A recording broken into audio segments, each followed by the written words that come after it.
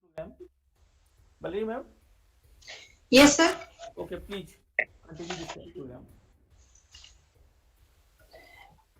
I take this opportunity to commence this program. First of all, I, Dr. Valerie Kukreti, thank you, Dr. Rakesh Kumar, for giving me this opportunity to be a part of such great event. Thank you, sir. My heartiest welcome to the members of this August Assembly of Learned People. This series of online lecture is commenced on 22nd November 2020 in the memory of Dr. B.N. Dhawan.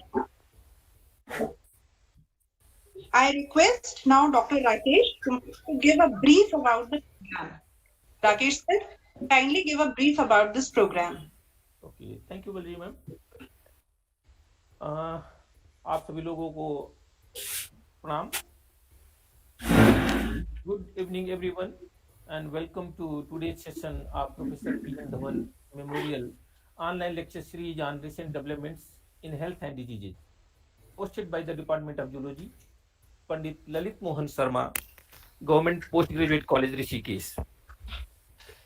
This series is being organized in the memory of late Professor B.N. Dhawan, who was the former director of the Central Drug Research Institute, Lucknow, and past president of Indian Academy of Neurosciences, Indian Science Academy, and Indian Pharmacological Society. Professor Dhawan was an internationally acclaimed neuroscientist and pharmacologist, and moreover, a man of great ethical and human values. Professor Dhawan will always be remembered for his innumerable contribution to science and society. It is a proud moment today to have with us Professor Alok Dhawan, son of Professor B.N. Dhawan, Director Center of Biomedical Research, Lucknow, and previously he served as a Director, CSIR, Indian Institute of Toxicology Research, Lucknow. I heartily welcome Dr. Piyush Goyal, Senior Scientist, Department of Biotechnology, Government of India, New Delhi. Sir, I am indeed grateful to you for accepting our request to chair the session from your busy schedule. Sir, thank you.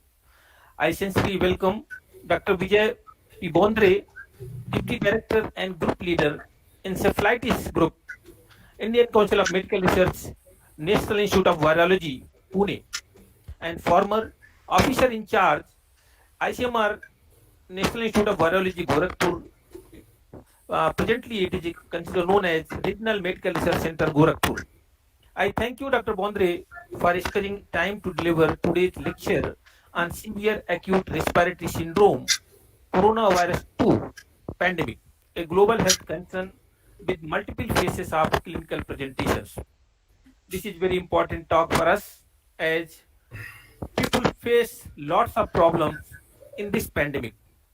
More than 1 million casualties have been reported globally, and due to pandemic fear in the society, which ultimately enhances many folds of psychological, psychosocial, mental, and neurological problems. I'm sure with your expert deliberations, participants will gather appropriate recent knowledge about the coronavirus and respiratory syndrome. Once again, I thank you, Dr. Bondre, for accepting our request. On behalf of the organizing committee, I welcome eminent speakers and participants on this virtual platform. On this very important occasion, I feel proud to have Professor N.P. Maheshwari, sir, ex-director, Higher Education, Government of Uttarakhand. Sir, it is indeed a privilege to welcome you as a chief guest. We thank you for joining us. Thank you. I express my sincere thanks to Professor Sudha Bhardwaj, ma'am, our respected principal and chairperson of this program, who has been a constant source of encouragement and support. Thank you, ma'am. We will have time for question at the end of the session. If you have any question during the lecture, please type them into the question box. I will bring them up during the presentation.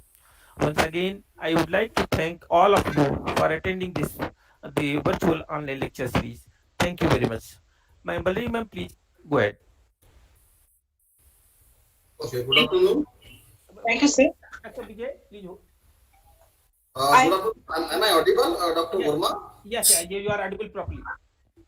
Just So I can begin now? no, please wait. Vijay, Dr. Vijay, please wait few minutes. Okay. Okay, go ahead, ma'am. Yeah. Uh, in line with the program, I would like to welcome Dr. Sudha Bharadwaj, Principal of Pandit LMS Government PG College, Rishikesh, under whose leadership and vision this organization of program was possible. Ma'am, kindly bless us with your kind words. Sudha ma'am. Thank you. Thank you. A very good afternoon, everyone, in Professor B.N. Dhawan Memorial Online Lecture Series on recent developments in health and diseases, organized by Zoology Department of Government PG College, Rishikesh.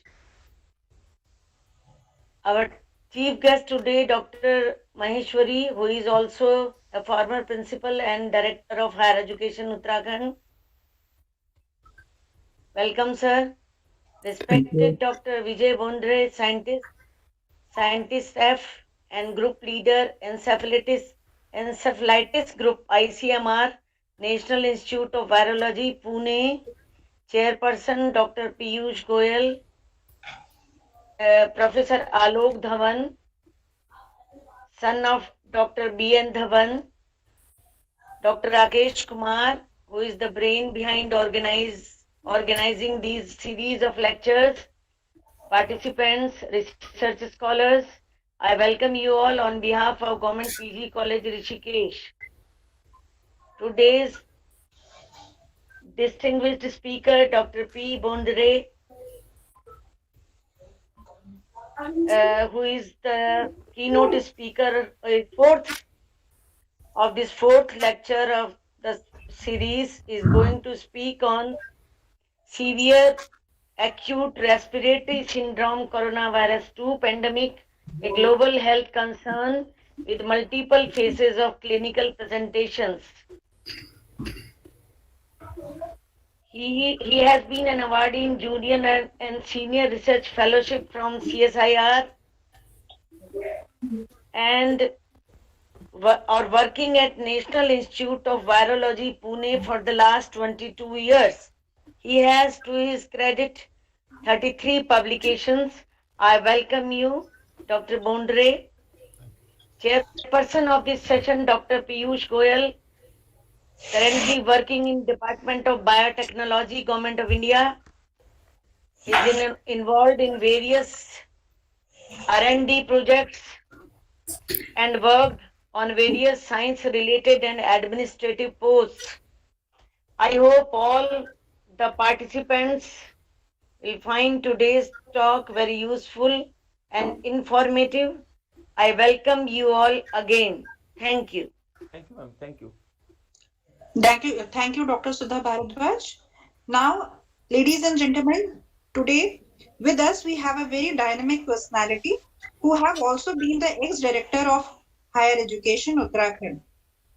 It is a great moment for us to introduce Dr. N.P. Maheshwari as our chief guest. So, sir, kindly bless us with your few words. Thank you, Professor Kukreti. Former Director CSIR, Professor B.N. Dhawan Memorial Lecture Series on recent developments in health and disease, organized by Department of Zoology, Pandit Lalit Mohan Sharma Government PG College, a campus of Sri Dev Suman Uttarakhand University. आपका बहुत बहुत आभार और धन्यवाद कि आपने मुझे इस कार्यक्रम में शरीक होने का अवसर प्रदान किया और ये 22 नवंबर 2020 से प्रत्येक संडे को लेक्चर आयोजित किए जा रहे हैं इस सीरीज में और professor B.N. Dhawan neuro scientist के रूप में विश्व भर में उनकी पहचान है, उन्हें जाना जाता है और साइंस और समाज के लिए प्रोफेसर धवन के अनगिनत और मूल्यवान कंट्रीब्यूशन को हमेशा याद किया जाएगा। समाज और हम लोगों का ये दायित्व है कि ऐसे व्यक्तियों को हमेशा याद किया जाए और मैं समझता हूं कि उसी क्रम में ये सीरीज आयोजित की गई है। Pandit Lalit Mohan Sharma government PG college zoology department का विशेष रूप से प्रोफेसर राकेश कुमार जी बधाई के पात्र हैं, जिन्होंने ऑनलाइन लेक्चर सीरीज के माध्यम से प्रोफेसर धवन के कंट्रीब्यूशन को स्मरण करने का बीड़ा उठाया है। इस सीरीज में अभी तक बहुत से महत्वपूर्ण विषयों पर चर्चा हो चुकी है, जैसे role of virus in human cancer, कोविड-19 and brain connection, cancer, immunotherapy, a new hope.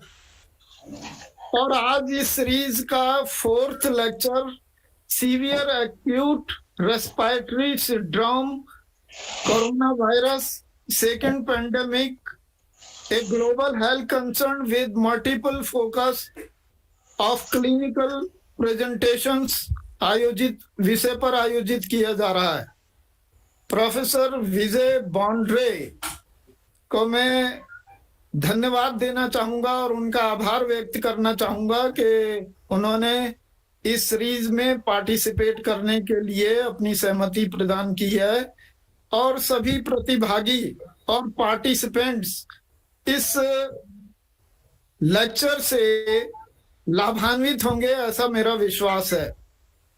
और अंत में आयोजक मंडल और विशेष रूप से प्रोफेसर राकेश कुमार को इस आयोजन के लिए मैं बधाई देता हूं, और मुझे इस कार्यक्रम में, इस वेबिनार में सम्मिलित होने के लिए जो आपका आमंत्रण मिला है, उसके लिए भी मैं आभार व्यक्त करता हूं और धन्यवाद ज्ञापित करता हूं। इसी के साथ पुनः आप सभी पार्टिसिपेंट्स का और जो वक्ता हैं आज, की नोट स्पीकर हैं प्रोफेसर बॉन्ड्रे, उनका विशेष रूप से उच्च शिक्षा विभाग की ओर से मैं आभार व्यक्त करता हूं। धन्यवाद। Thank you. Thank you. Thank you, sir. Thank you, sir, for such Thank kind you very words. much. Today, the chairperson of this 4th lecture in this online series of lectures in memory of Dr. B.N. Dhawan is Dr. Piyush Goyal. Dr. Piyush Goyal, ladies and gentlemen, is currently working in Department of Biotechnology, New Delhi, having exposure in various programs related to R&D of biotech and other allied areas. He did his research from King George Medical University and CDRI, Lucknow, and ICMR under ICMR fellowships. Got awarded PhD from Govt University, Faizabad. The studies were carried out on hepatitis viruses A, B, C, and D for controlling liver diseases and developing a new drug regimen by using medicinal plants and their extracts. The project has collaborations with leading research institutes of India and abroad. The work carried out on the toxicity evaluation, immunochemistry, and immunogenicity, regenerative mechanism of liver tissues for molecular markers against these known extract compounds, and their biochemical and histopathological parameter or mechanism of actions. After research, his career started in Medicinal Chemistry Division of HEL, Ghaziabad. Later, he joined Department of Biotechnology and New Delhi in 1997 with a good exposure of dealing in R&D projects. I welcome Dr. Piyush Goyal. Sir, kindly say a few words. Dr. Piyush Goyal. Thank you very much, ma'am, and Dr. Rajesh for inviting me for this program. Firstly, I am audible. Yes, sir. Yes, sir. You are much audible. Okay. Firstly, I want to pay regards for the deep of my heart to Professor B.N. Dhawan, past director CGRI. Professor Dhawan left us 3 years back, and that too I know from Dr. Rakesh, and how he is very sincere about his work and duties, what he have assigned earlier also. We have long association with CGRI and CCMC, and I am really proud I have got this opportunity today to chair this session of a talk of Dr. P. Bondre. Dr. B.N. Dhawan, this is really a memory of Dr. B.N. Dhawan we can remember once again. And I'm also proud to have, I have a good association with Dr. Alok Dhawan earlier in my college time. We were in Lucknow Christian College together. So this is a privilege for me to be here today in this lecture series. And Dr. Dhawan, of course, everybody knows, is a very good scientist, neuroscientist, and architect of modern science and technology, research and development. I'm also very grateful to the principal, Madam Dr. Suman of this medical LMS Government Postgraduate Medical College. And ma'am, without your inspiration, it would not be possible to have any such type of series and really your encouragement will be very useful for the PhD scholars and the students to go ahead further. And my sincere thanks to Professor N.P. Maheshwari, ex-director Higher Education, Government of Uttarakhand. Sir, your support will help to entire faculty, students, and researchers and scholars will get encouragement and your guidance. It will be your valuable presence. We all are here together to part of this lecture series. Of course, I don't have any word for Dr. Rakesh because he is very sincere and a coordinator of the program, and he has courage to do hard tasks, and he is totally dedicated to science. I am really proud of Dr. Rakesh. Rakesh, you are doing a lot of good things for science, and really this lecture will also be a memorable one. Now, this coronavirus pandemic is really a very great pandemic. The entire year 2020 has been, people are suffering from this virus, and a lot of casualty has been occurred due to this virus. There are a lot of approaches, testing approaches over there, like computerized tomography, CT scan approaches, and RT-PCR techniques are there to detect this virus. And a lot of research are still being going on animal models, bat animal models, some are saying, and a lot of other animal models are there, whom this virus is causing infection to the human. So it is a genetic virus, belongs to a retrovirus family, and have 4 genera: alpha virus, beta virus, gamma virus, delta virus. A lot of things I think Dr. P. Bondre is going to be delivering his talk, and his talk will be very useful, I think so, for all the research scholars, because he is an acclaimed scientist. Dr. P. Bondre introduction has already been given earlier, and he is a scientist and leader in ICMR NIV. Here, he did his MSc from Nagpur, JRF, SRF from CDRI, and he has started his career in National Institute of Virology, Pune. I think he has past 22 years experience in NIV, Pune. And I also to say one more thing here. This NIV is in 15 laboratories recognized by WHO earlier for testing of this coronavirus. So this laboratory was first laboratory who did work for entire 24 hours to detect of this virus, to find out the epidemiological evidences and tested so many patients. And after that, now more than 1,000 laboratories, 1,700 laboratories, I think so. Both government and private in this sector are testing for this coronavirus, and we are still in a grip of coronavirus. So I think Dr. Vijay Bondre will deliver a nice talk, scientific talk, and all will be benefited with his experience. So I will say to Dr. Bondre to just carry on his talk, so that I am not taking much time, and the talk will start. So please, Dr. Vijay, you please carry on for your talk. Thank you. So this is a very proud moment for me, because Professor Dhawan, we met them and we used to call them Dhawan sir or Dhawan Saab, was a giant Indian pharmacologist. And maybe before my time, he served as the director of Central Drug Research Institute. And these are the people, like older people, who really nurtured us and whatever we are today, whether it's Dr. Verma, there are thousands of people which are distributed throughout the globe and serving the different components of the research. So why I selected this topic, because this is a very current topic and everybody is suffering, like every country is suffering with this. So why not to give the basic information of this problem to the people who are working in different these things. How, Rakesh, is it not sharing? Actually, just to go for the presentation. Oh, hello, Vijay. Yes. I'm trying. Yes, now okay. Yes, now it's okay. And go for the slide full presentation. Okay. Yes, now okay. Yeah, good.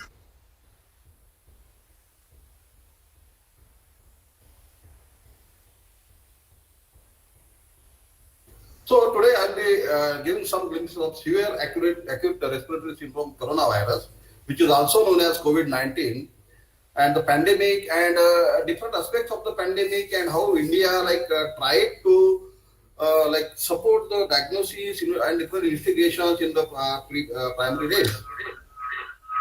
Now, the beginning of the pandemic started in December 2019, maybe the late December 19. Dr. Vijay, please one moment. Bhardwaj ma'am, प्राचार्य ma'am, please अपना mic off कर दीजिए please. प्राचार्य ma'am. हाँ ठीक है जी, thank you ma'am, thank you. Please. Thank you. Dr. Vijay. So, in the late December 19, we got a report there from the Wuhan health authorities that there are some pneumonia cases of unknown origin, and China identified the virus as a novel coronavirus, which is a member of coronavirus, because this gives the shape of like a crown. And ICTV, it is the organization that takes care of the nomenclature and classification of the virus.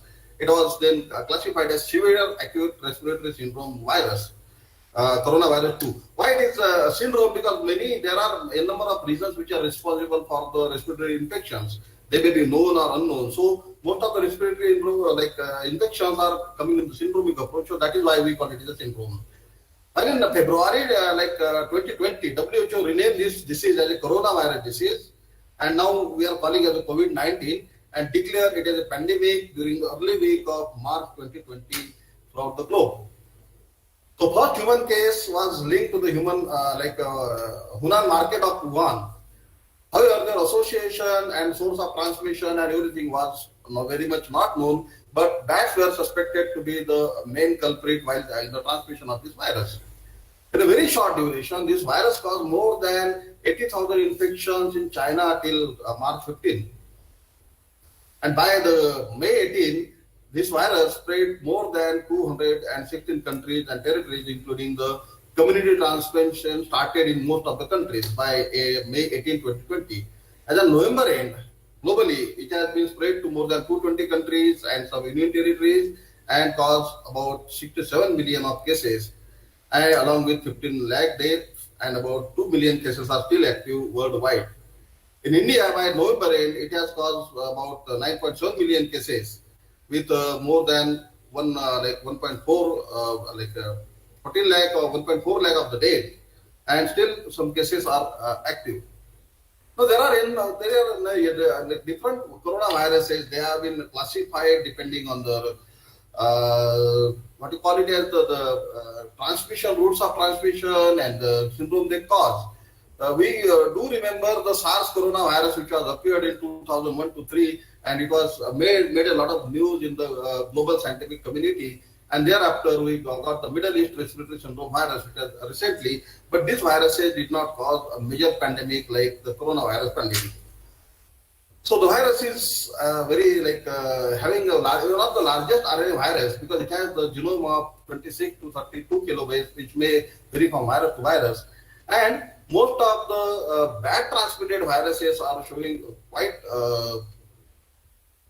close similarity with the human viruses. So it is suspected that quite probably the bat viruses are then adapted to the human infections. These are some of the electron microscope showing the detailed structure of this virus, and the below cartoon is the genomic structure of this virus. This is a very simple virus, but it's the main component which has been targeted in the vaccines and diagnostic is the spike glycoprotein, which is involved in the virus attachment to the most of the human organ cells.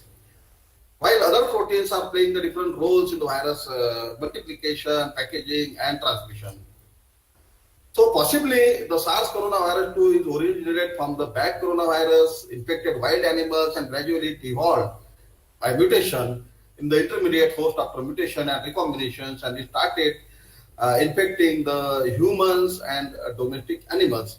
Till now, the route of transmission from bat to human is suspected, but the route of transmission from the human to other animals is not still well established. So, a lot more studies are necessary because it's a very recently emerged virus.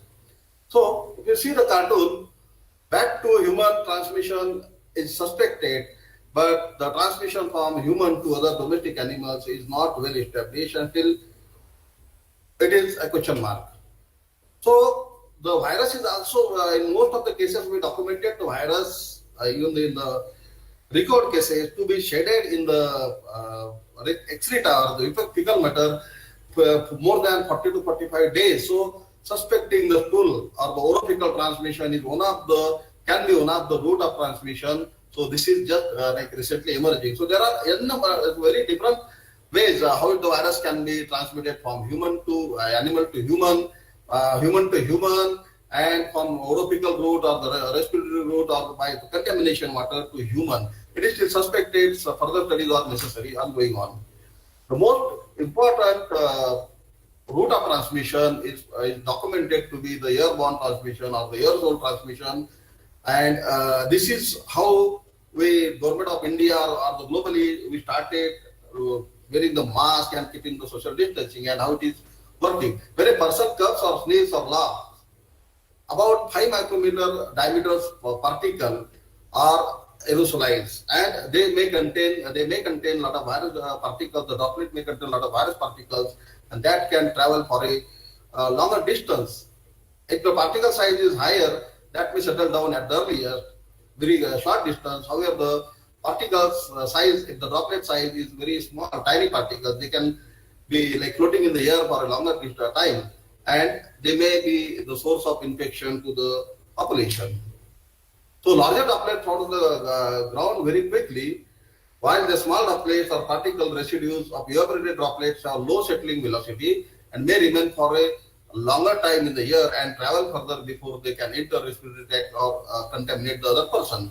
So aerosols from the SARS coronavirus can travel for 6 feet, accumulates or remain infectious indoor in the air for hours, maybe few hours. It can be active in even the sunlight also, and easily gets inhaled deep into the lungs, and where it starts the infection. So the prevention of the droplets or aerosol from the one person to another person is the important way to contain the disease.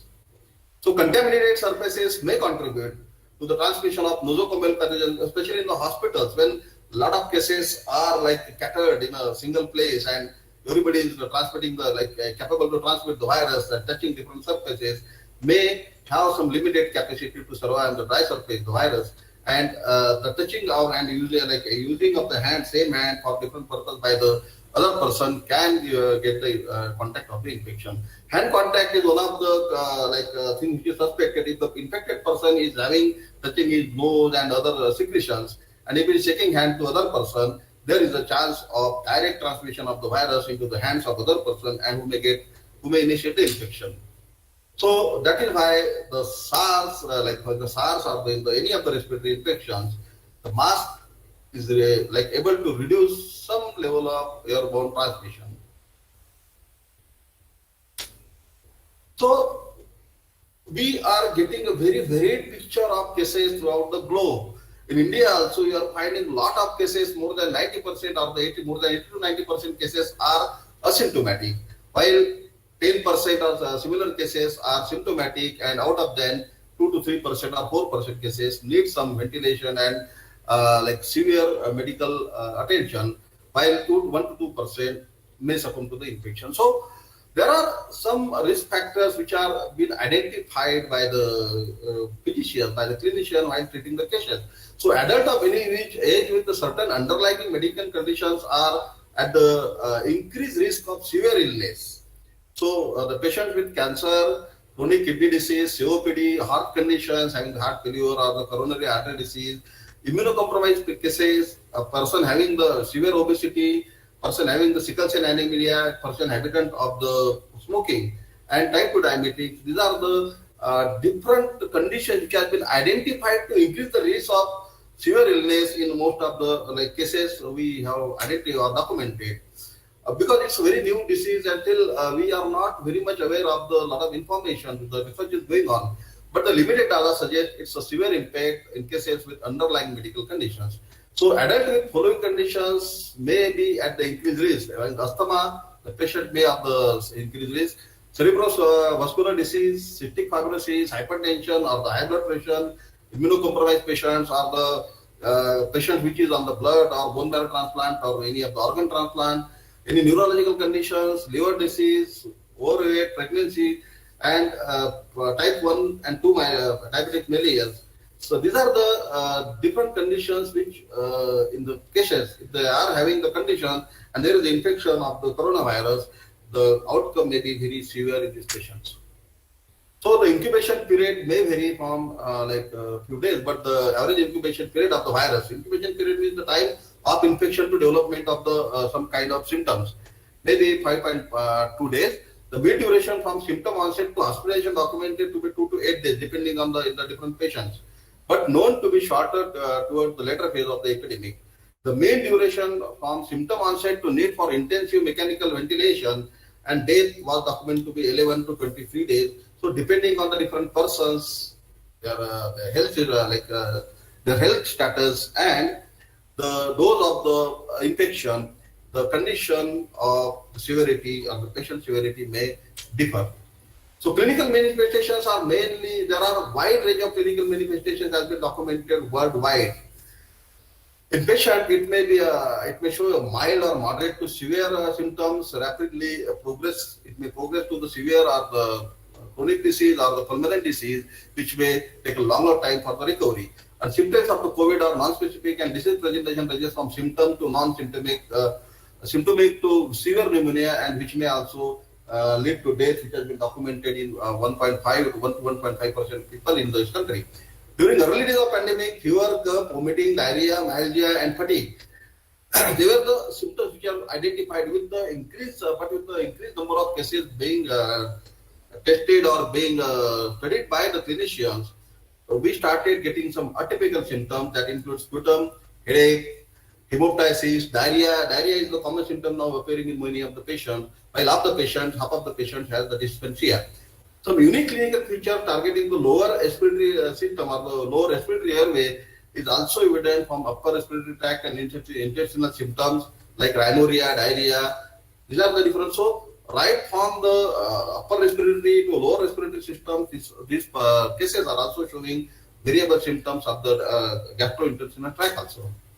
So as this cartoon indicates, there may be some uncommon symptoms like headache, nasal congestion, loss of taste or smell.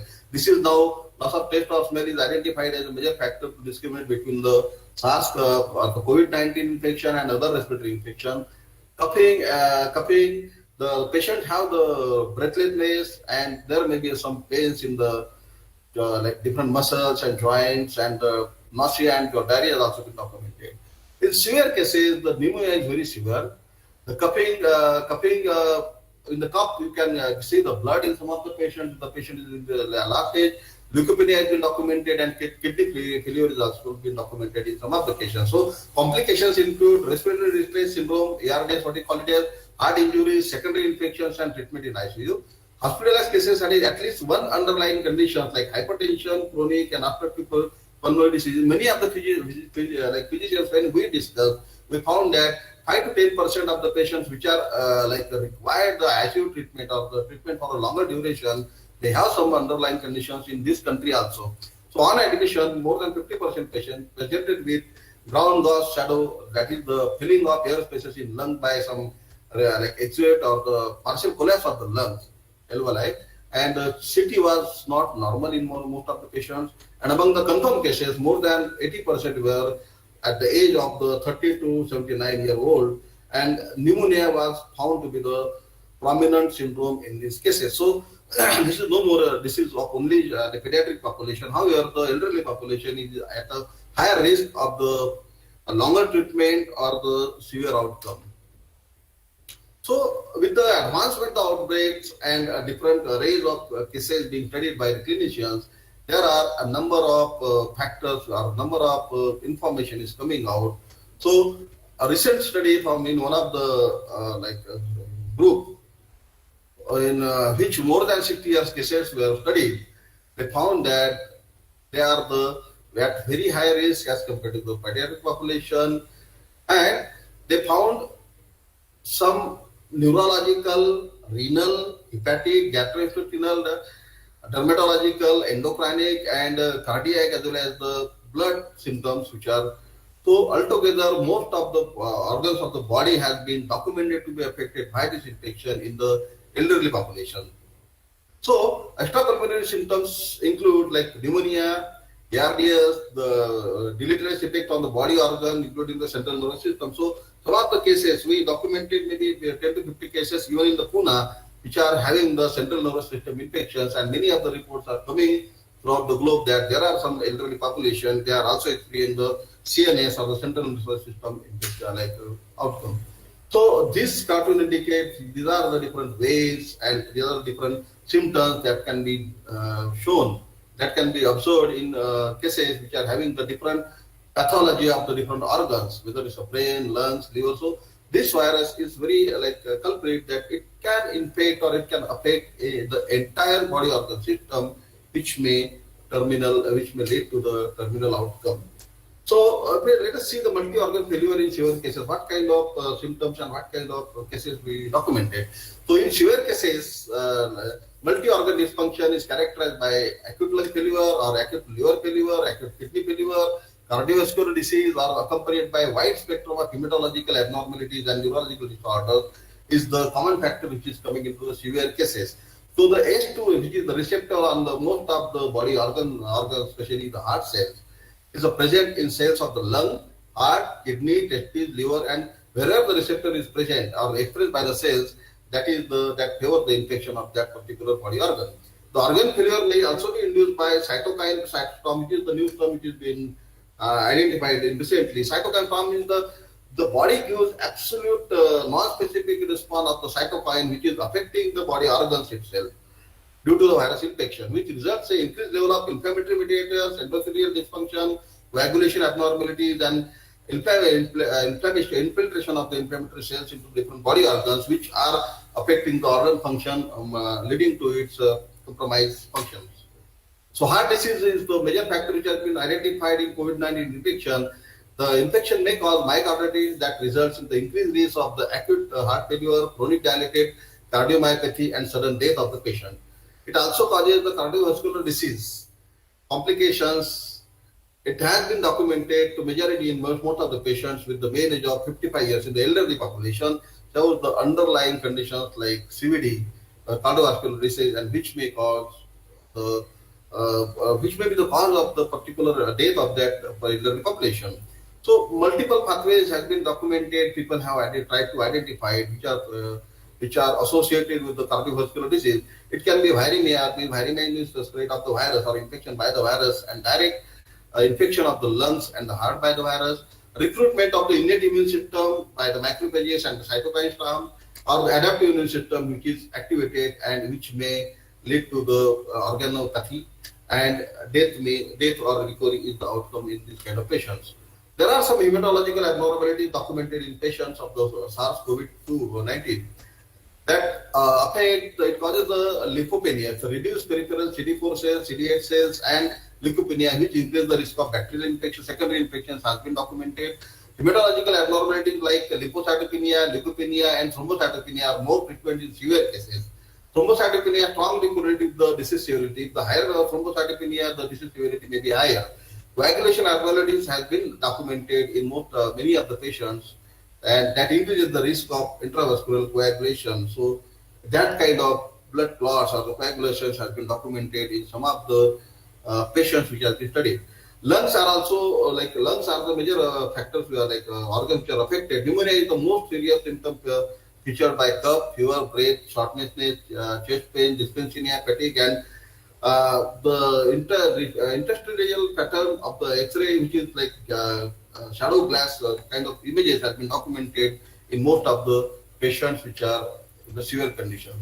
Renal dysfunctioning has also been documented in many of the patients which are in the severe format. So it can also induce the acute kidney injury, which led to renal resident cell injury, contributing to the high rate of the mortality. The incidence of the acute kidney injury reported about 29 to 30% of severe cases in the severe cases, which may increase to 69 to 70% cases in the elderly population. The acute kidney injury development significantly enhances mortality in most of the hospitalized patients. So increased blood urea nitrogen has been level has also been detected in subset of patients who died during the treatment. Direct cellular infection through S2, the receptor or the cytokine storm syndrome due to infection are also supposed to be one of the mechanisms which is also damaging the kidneys. Gastrointestinal pathology, as I said earlier, we detected the virus in the stool samples of the confirmed patients up to 45 to 50 days. So, and many of the patients are showing the symptoms of nausea and diarrhea. So, gastrointestinal system is also affected by this virus. So, the manifestations highlight the presence of virus in the feces and accumulation of the inflammatory cell in the submucosal vessels are documented in some of the patients. Liver is one of the major body organs which has been affected, and this dysfunctioning is leading to the severe outcome in the patients. So acute liver failure may result either from virus invasion directly by the liver or infection of the upper respiratory tract, which may influence the liver functioning. So serum biochemistries of the liver, like the irregular aspirated AST, what you call as ALT, bilirubin, they are the different enzymes which are associated, which are being is the markers of the liver functioning. These are also found to be affected in the severe cases of the corona. Elevated levels of AST is identified up to more than 62% of the ICU admitted cases, the elderly cases, and higher levels of liver markers strongly attributed to the higher mortality rates. So neurological disease or the neurological symptoms has also been documented in critically ill patients, and the neurological symptoms affect the the CNS and severe cases and peripheral nervous system. So both the CNS as well as the peripheral nervous system has also been documented to be affected by COVID-19. However, detailed investigations are necessary to make any specific comment. So CNS manifestations like head pain, reduced consciousness, dizziness, ataxia, acute cerebrovascular disease, and epilepsy has been documented in a very subset of patients. Different neuropathologic conditions like AFP, acute passive paralysis, what you call it as encephalitis, and other neurological manifestations are documented worldwide in some of the subset of patients. Incidence of brain stroke as a cerebrovascular complication or the encephalopathy recorded in some of the patients. CNS pathology is related to either direct infection or indirect injuries related to the cytokine storm or the virus sepsis through the blood. Cytokine storm may also have important role in the CNS pathology, as it disturbs the blood-brain barrier and causes the demyelination of the myelin sheath, and acute necrotizing encephalopathy has been documented in subset of the patient. So abnormal coagulation by a high inflammatory response results in the stroke. Direct infection of the neural cell, cytokine storm, disruption of the blood-brain barrier, infiltration of the inflammatory cells, and the similar complications may lead to the central nervous system pathologies. So diagnosis is very simple. For any of the disease, there are some definitions are made by the WHO and the local health authorities. And in the laboratory diagnosis, in most of the viral infections, the diagnostic protocols or the assays are more or less very much common. So in the COVID patient, it developed the fever and symptoms of acute lower respiratory tract illness, which is characterized by dry cough and dyspnea. Rapid global spread and limited testing capacity makes it essential to set priorities and criteria for conducting confirmation of the laboratory, because every day we used to get 3,000, 4,000, 5,000 cases, so it's not possible for any of the laboratory to test 10,000 cases in a day. So we need to make some priorities. So we prioritize high priority or the globally high priority individuals who are the hospitalized patients, which are critically ill, symptomatic healthcare workers which are having some respiratory illness, symptomatic cases with underlying chronic health conditions or the risk of severe disease, under treatment or soon to be treated patients like cancer patients, autoimmune disorder patients having receiving some treatment or the chemotherapy, patient to be transplanted soon or by the both or the hematopoietic stem cell transplantation. So these are the cases, these are the population which were selected as to give the priority during the testing. If the test is impossible, the patients were put on the quarantine and they were managed by the medical team for the other symptoms. The patients who met the criteria should undergo the lab testing. So these are more or less the protocol we finalized for to respond the very huge number of cases coming for the diagnosis in a day. So why we need a testing?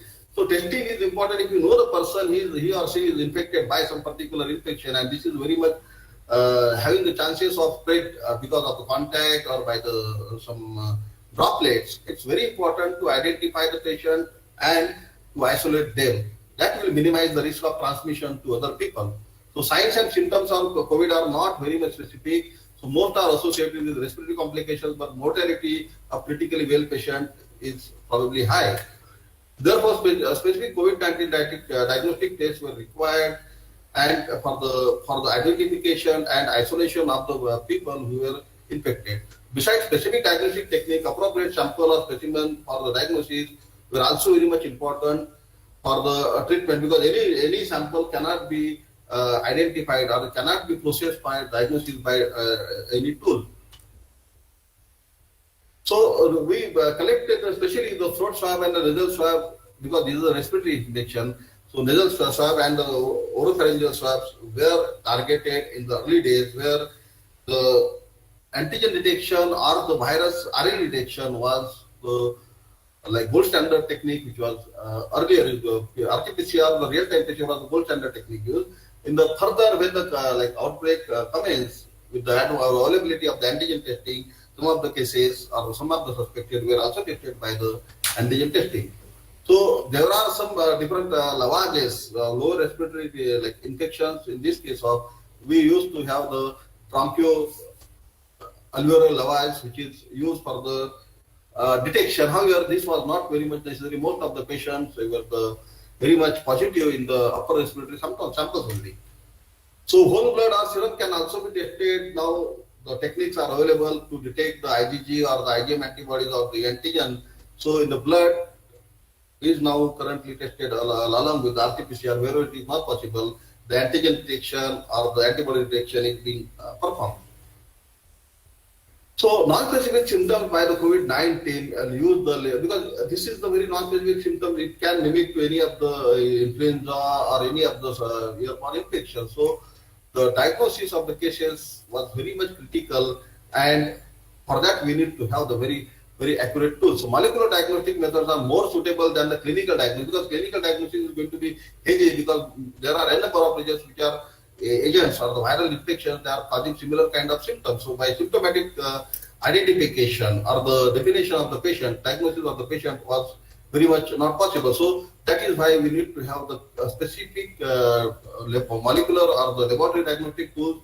And the CT scan was also not giving the prominent picture in each of the case when we started early. So nucleic acid testing is the primary method of diagnosis which is established worldwide. So SARS-related viral genomes has 3 conserved regions: the RNA polymerase, and there are different one of the nanoprotein and the nucleic acid. These are the different proteins which are playing different roles, and they have the different level of the divergence or the close similarity with other viruses. So to locate the specific molecular test, we need to have very specific genomic sequence to be introduced into the diagnostic assay.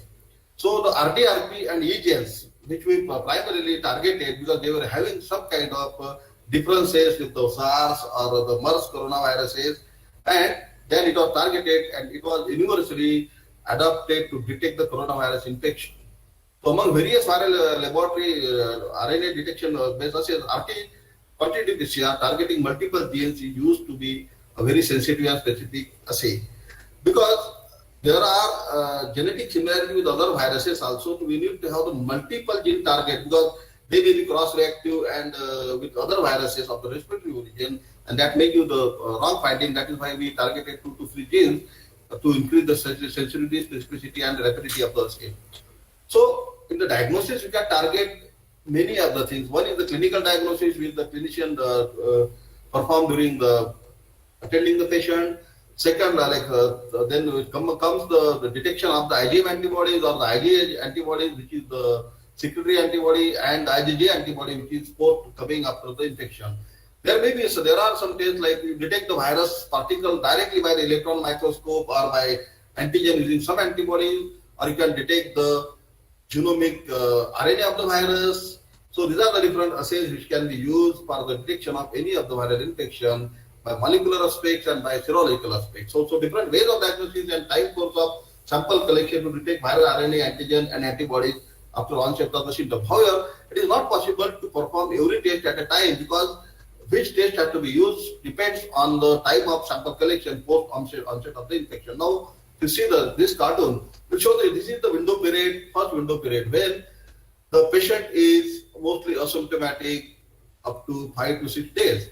And after 5 to 6 or 6 to 7 days, the patient starts showing some kind of symptoms, and with that, we start getting the IgM antibodies, detectable levels of IgM antibodies in the blood of the patient, and by day 14, you start getting the IgG antibody. So suppose you select the sample of the patient on the day 5, it may not be possible to detect the patient positivity or negativity by IgM antibodies or IgG antibody. However, the patient can be detected here by the RT-PCR.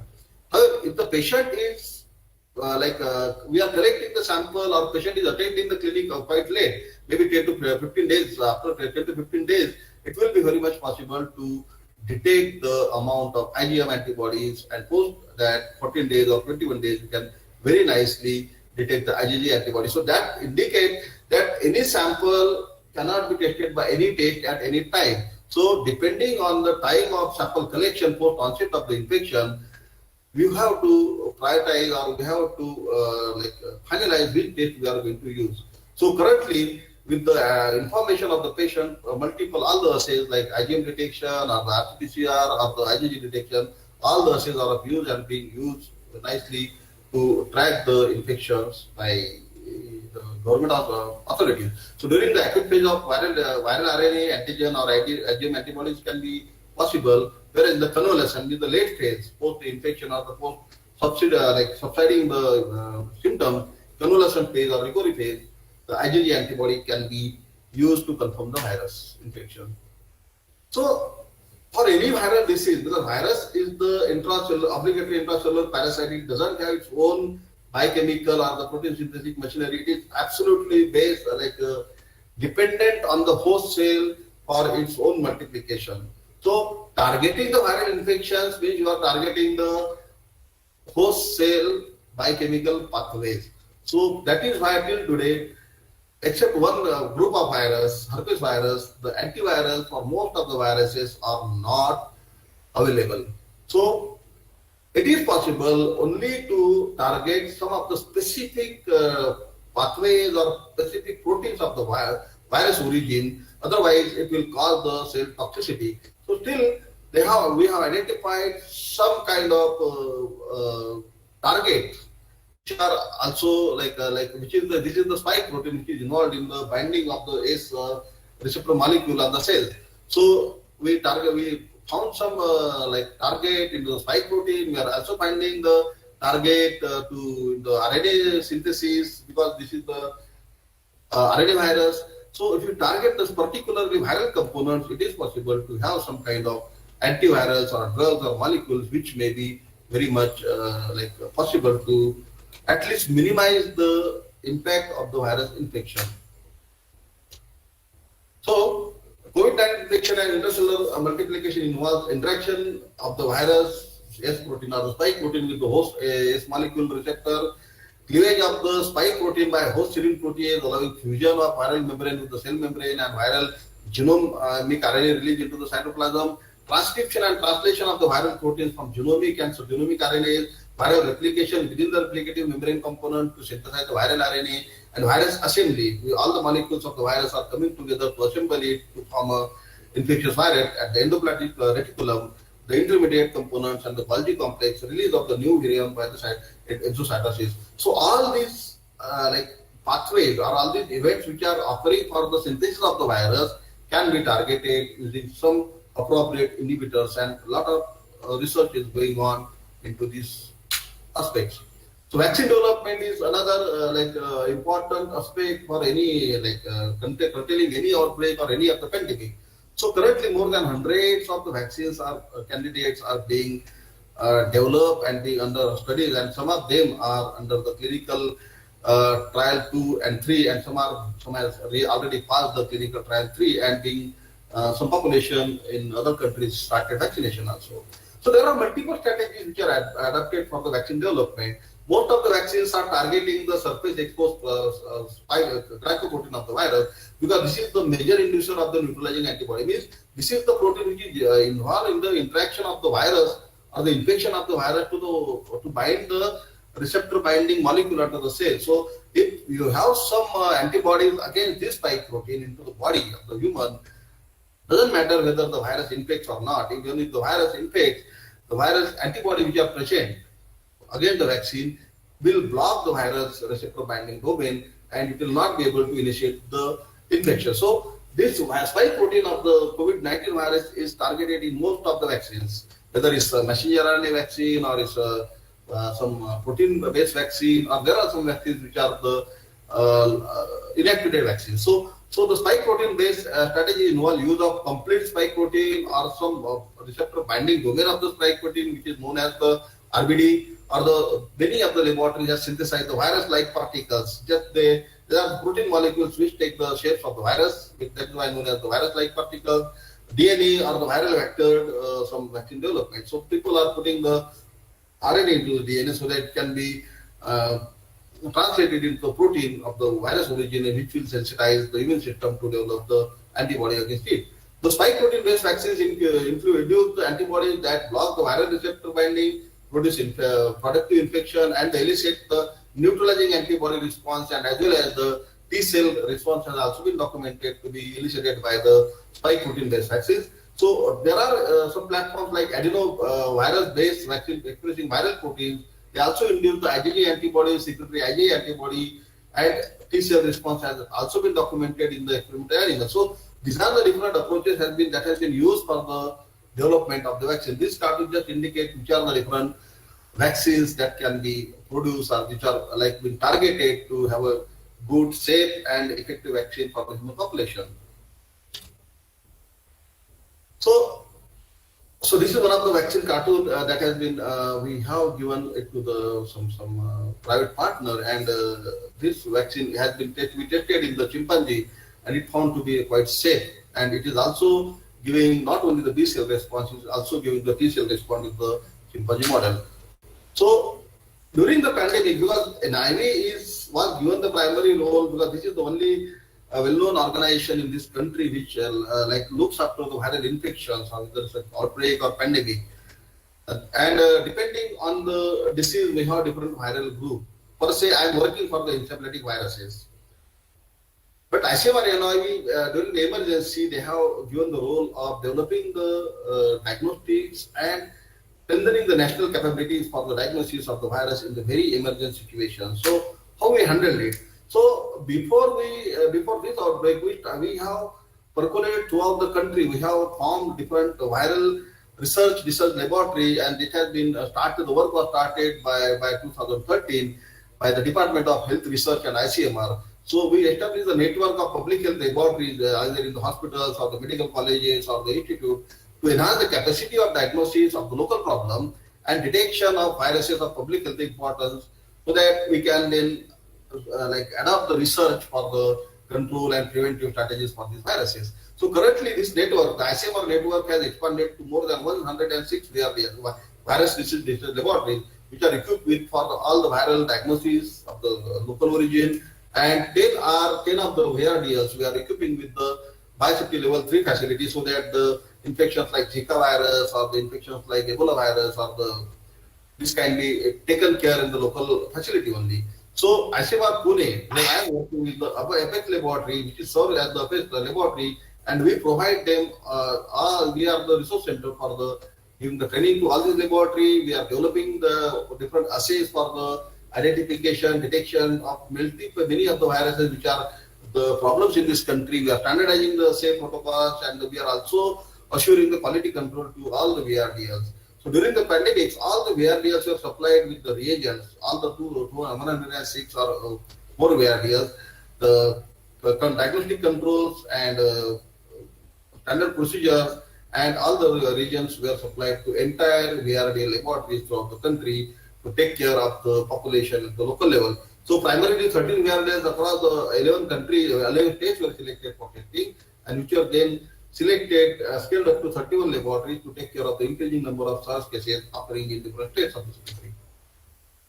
So eventually subsequently we have all the 106 VRDLs were involved in the testing, sample collection and transportation. If the testing was not matched for the quality, the samples were collected by these VRDLs and transported to other VRDLs or the affected laboratories. In pandemic situation, the strength and capacity of VRD network in the India rapidly adapted in time of any public health emergency with the appropriate quality tested. So our experience with the VRDLs indicate that if given the opportunity, these VRDLs can perform the very best way so that the problems in this country can be taken care of, whether it's outbreak or some major pandemic.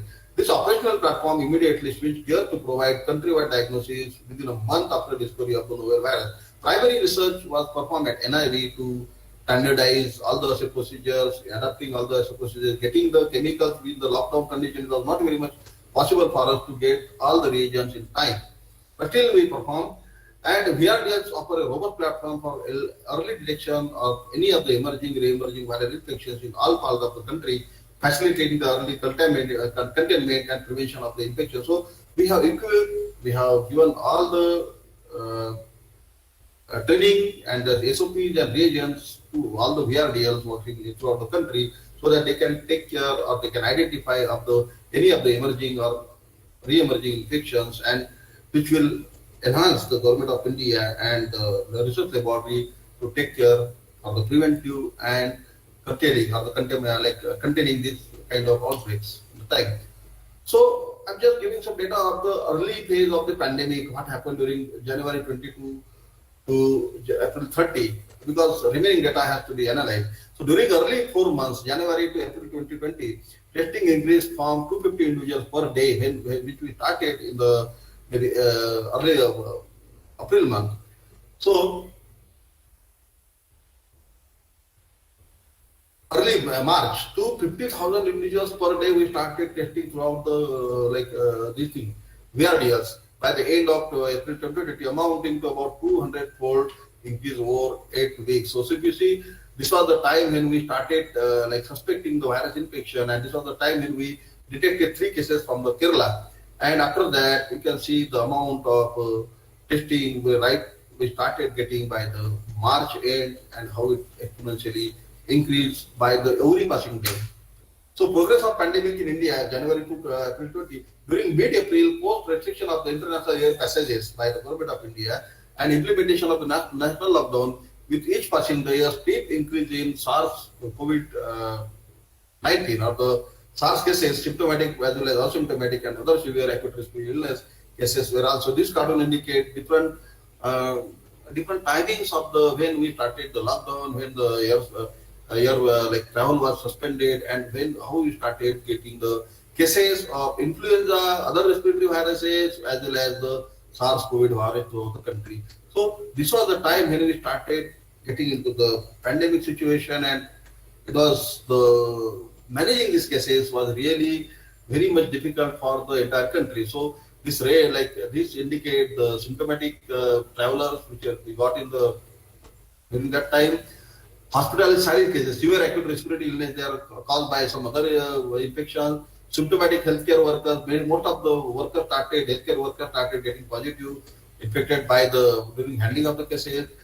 There are some symptoms contact cases in the laboratory also we find out, and there were some increase of the influenza-like cases during the period. So these are the cocktail of majority of the respiratory infections. That is why this kind of cases or the symptoms take as a syndromic approach we take.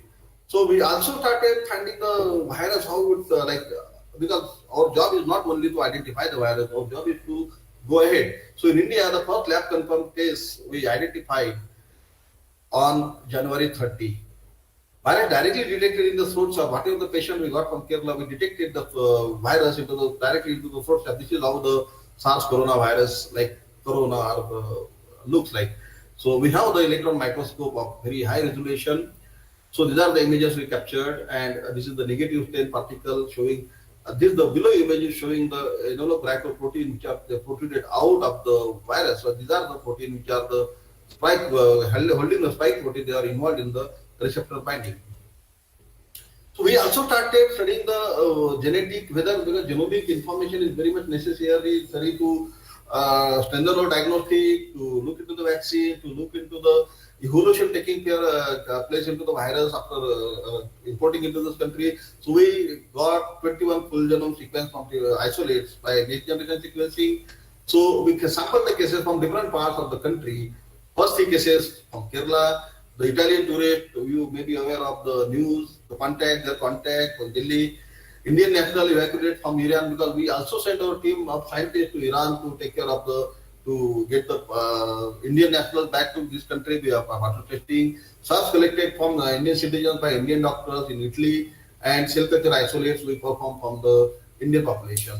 The SARS coronavirus is a single stranded RNA genome of what we got is 29.9 kilobase in length, which codes for about 9,806 amino acids, which codes for 14 open reading frames of the genome, and that gives rise to 27 different proteins of the virus origin. The genetic analysis of the virus isolate from new cases continue to draw relationship with the worldwide distributed strains and to mark the origin of the evolution and mutations occurring time. The genomic information contribute to the public repository and help towards the development of vaccine, antivirals, and other research. Now this is the like cartoon indicate. So India has a cocktail of different strains. So especially the Indian sequences are shown by these the early sequences. Whether these are the sequences coming from the Indian population, but from the different countries. So global initiative of sharing all influenza data. GSID is the organization that looks into the genomic information of the influenza viruses. So this is they identified the virus, or they classified the virus into different clades depending on the genomic similarity or dissimilarity of with each other. So currently there are three clades, and some of the viruses are classified as unclassified viruses. So the sequence from first identified case clustered from the India was clustered in the Chinese sequence. The sequence from Italian travelers from group 2, European, which are very much similar to the European strains from Scotland, Finland, England, Spain, Ireland, and the Czech Republic, while others which are clustered from the Indian strains were clustered with the strains from Belgium and Switzerland. So sequences from Agra contacts were very much similar to the sequences coming from Brazil and European countries. So this is how currently we have got the cocktail of strains coming from different geographical regions of the globe, and everywhere maybe the similar kind of picture will be everywhere around the globe. So as you are aware, or we discussed till now, the preventive measures still need to be continued because we are not free of the SARS infection. Still the cases are going on. Vaccine is not available, or some vaccines are getting to be available very soon. So we need to take to reduce the risk of infection is the only way for prevention, like prevention of the disease. So WHO recommends the precaution for avoiding exposure, like avoid close contact within about 6 feet or 2 meters with anyone who is sick or has some kind of COVID-like symptom. Keep distance with other about 6 feet or 2 meters, extremely important for population with higher risk of serious illness, having the secondary pathology. Always remember, asymptomatic cases are the ones which are spreading the infection to others, because more than 80% cases are mostly asymptomatic, what we detected. Washing your hands often with soap and water for at least 20 seconds, or use of alcohol-based hand sanitizer that contains at least 60% of alcohol is one of the way of inactivating the virus. Cover your face with the cloth face or mask, or in the public places. Surgical masks will be, or the N95 reserved only for the healthcare providers, which are very much on the risk of the handling during handling the patients. So cover mouth, nose with elbow or a tissue while coughing or sneezing. Throw away any of the tissue what you use, or the proper dustbin, or wash your hand. Avoid touching eyes, nose, mouth, etc. for avoiding and avoid sharing your dishes, glasses, towels, or any of the components you use with other people. Clean and disinfected high-touch surfaces like doorknob, light switches, electronics, and the like counters in the home or hotel. Isolate and avoid public areas if you are sick, unless you are going to get medical care, or avoid public transportation, taxis, or ride sharing. If you are suspecting that you are having some kind of infection, persons with chronic medical conditions may have high risk of severe illness. So consult a doctor at the so these are the different aspects which are very much necessary for containing the virus infection. I think this is, I'm coming to the end.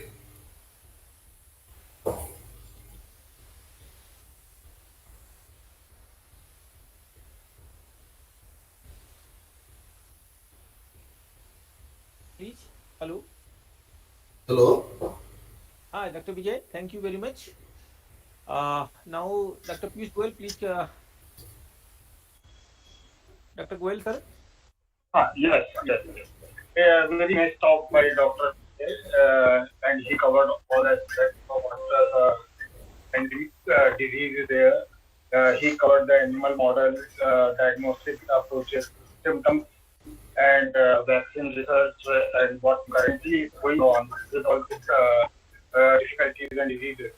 Just I wanted to say that the symptoms were nicely defined by Dr. Vijay. There are three primary symptoms. Basically, this infection was initially known as SARI. SARI means severe acute respiratory infection. And the SARS was started in 2002 in China. And this novel coronavirus, a similar type of infection symptom, that's why it was called as SARS-2. So it is very similar to SARS and MERS, and later on, when the sequence was identified, it was found that the symptoms and the genetic it is very similar to SARS, and that's why the SARS-2 coronavirus infection SARS-2 was given the name. And on 11th of February, it was decided as a global pandemic. And on 11th March, it was given a name of COVID-19. So that was two on the WHO instruction, so that this nomenclature was there. So nicely covered by Dr. Vijay. Again, Dr. Vijay covered symptoms in a very broad manner. I just tell the primary three symptoms were very common in the coronavirus patients in cough and cold and temperature, and the third one is breathlessness. So these three symptoms are very common if you have temperature more than 100 degrees, cough and cold, or difficulty in breathing, then you have to be take care of for coronavirus symptoms. But what other symptoms were there? Dr. Vijay defined that WHO has identified and recognized 14 symptoms, I think so, for this coronavirus patient, and research in all the areas is going on further. And regarding the vaccine development, the present more than 127 companies are involved in vaccine research nowadays, and it can be seen on vaccine tracker as well. And basically, 4 companies were in race earlier, like Moderna and the AstraZeneca, and this Sputnik vaccine by Russian collaborators. And India is developing these vaccines that have been raised earlier, like Bharat Biotech Covaxin, Serum Institute, and AstraZeneca combination was there, and that they are developing a vaccine. They are developing a vaccine, and Dr. Reddy Laboratory in India is doing the trials on Sputnik vaccine. So this way, this field for companies in India is in a race in indigenous vaccine, and now the Pfizer vaccine is also in the market, and many of the countries have given emergency approval so that the pandemic can control. But I think now the vaccine in India is available before 2021. So this research is very much important for India.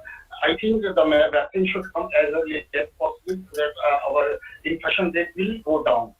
Regarding some of the medicines which is in the race of this, like dexamethasone and the remdesivir, there are so many vaccines and so many compounds research are going on with that compounds that how we can cure for this infection. The primary symptoms are really what Dr. Alok earlier mentioned, that Ayush is also having a very important role in most of the research. Initially, Ayush Mantralaya has selected some of the indigenous medicine, Unani medicine, and other medicines also, just to take care of this virus.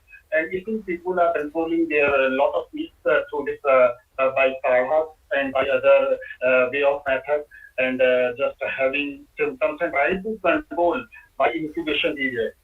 So what Dr. Vijay mentioned, that earlier the three symptoms were there, but India has all three symptoms were from Wuhan. The medical students have came to India, and the contact what they have was maintained in India. All three were recovered. But the first casualty occurred, and on 22nd of March, one day Janata curfew was launched in India, and after that, on 23rd of March, entire lockdown was there in our country, and which is still running in a part. So this is a very difficult situation in our country, and still we are fighting for hardship, and we can have a lot of things for there, a lot of Dr. Vijay mentioned a lot of things, clinical symptoms, and how this spike protein through ACE receptor, and in fact the lung membrane, you can say. So a lot of technicality and clinical research are involved in that. Like in so many techniques are there for this research and development. So it's very good talk by Dr. Vijay. I really very appreciate, and we'll see that what other things is some scholars are trading, or something they have any query, they may ask their question. Okay. So I'm just Dr. Rakesh. Dr. Rakesh, please. Sir, Dr. Bondre, please. Thank you very much for the wonderful deliberation.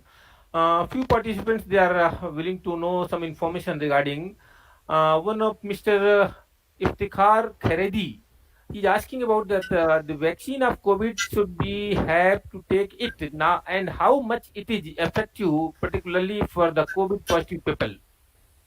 Okay, so a lot of studies are going on in the different phases of the clinical trial. Okay, so vaccines are showing the potential, like a protection.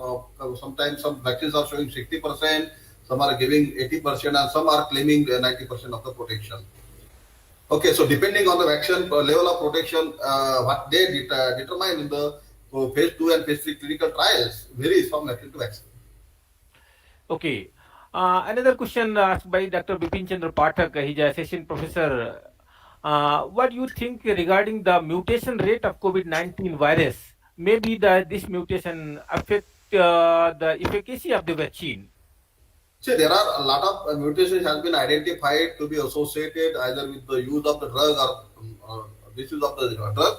There are some mutations which are being studied whether they are going to increase the rate of what you call it as the severity of the infection, or whether there are some mutations which have been like people are trying to identify the role in the trophism. Trophism means infection of multiple species, or human or bats or these things. So mutations has been identified, but which role they are playing. There are some mutations because suppose you will get 100 mutations in 2 strains.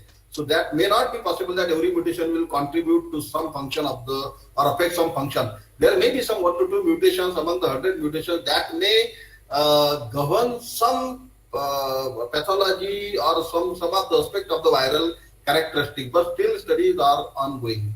At the moment, we don't have much more information. Okay, thank you. Another question by Nishtha. Are these vaccines effective on those patients who are already under medication such as heart bypass surgery and so? See, vaccine is vaccine. Vaccine is going to take care of the viral infection. Okay? So if the vaccine is there, the vaccine is protective and giving the immune response. Okay. That is going to take care of the viral infections only. But what are the comorbidities you are talking about? They are out of the question from this vaccine. Okay. Another question by this: how long vaccine will produce protection against coronavirus in future? How long it will this possibility? Dr. Verma, we are only 6 to 7 years, 7 months old for the coronavirus. Okay. Okay, when we started understanding the Right. virus, we started March, April was the time we started. Now we are sitting in the December. So at the moment, making any comment because no vaccine study has gone to that duration. Yeah, You need yeah. some time, 2 to 3 years to understand. We will follow some of the patients, or we will follow some of the vaccines for the longevity of the immune response or the protection they are getting. But that data will be available after 1 to 2 years of the post-infection or post-vaccination. Okay, thank you, Dr. Vijay Bondre. Now, I think this session is almost over, and I would like to request Professor Alok Dhawan. May I request you, Professor Alok Dhawan, please give a few words, please. Before I end, I would like to Yeah, please, thank Dr. Maheshwari, sir. Dr. Alok Dhawan, Yeah, Dr. Piyush Goyal, Dr. Bharadwaj, and not but the least, Dr. Verma. He is a great friend for last 20 to 25 years. Thank you. okay, thank you very much. Now, I request Professor Alok Dhawan, sir, please. I think Dr. Alok Dhawan is hello. Dr. Alok Dhawan, I think so. Okay. Okay, I think he's not getting my voice.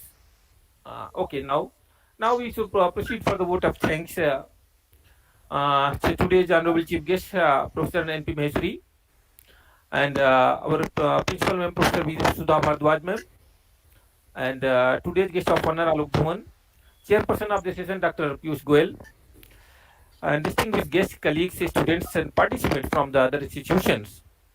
It is indeed my privilege to sincerely acknowledge and thanks all of you for gracing the occasion. On the behalf of organizing committee, I extend very hearty thanks to Dr. Vijay Bondre, Deputy Director and Group Leader, Encephalitis, Indian Virology, National Institute of Virology, for delivering a wonderful and very informative lecture on coronavirus and acute respiratory syndrome. And he covered the whole picture of this related with the coronavirus infection and the related disorders and the syndrome and all kinds of. I'm sure that the participant would have been greatly benefited by your great experience in the area of coronavirus biology. And thank you, Dr. Bondre. And now I'm happy to inform Dr. Bondre, please.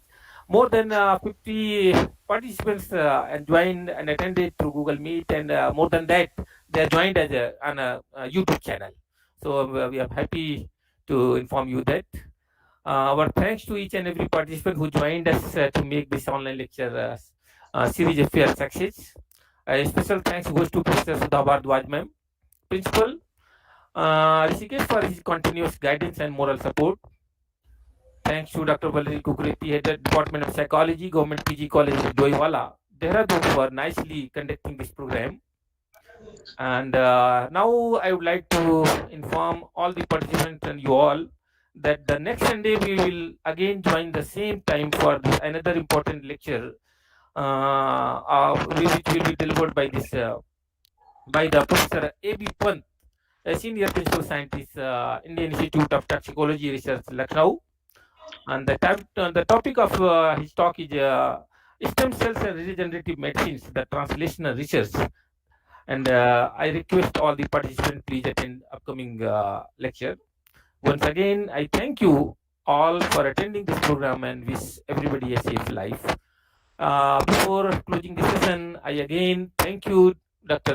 Vijay Bondre, for sparing time for us to deliver this very informative talk, as well as also I thank you, Dr. Piyush Goyal, for chairing the session. I thank you, Dr. Maheshwari sir, Dr. Sudha Bhardwaj ma'am, and Dr. Alok Dhawan sir, and all the participants for giving this opportunity to join this program. Thank you very much. Thanks to all.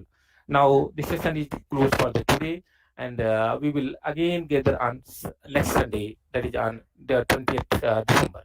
Thank you very much. Thank you, sir. Thank you, sir. Okay, ma'am.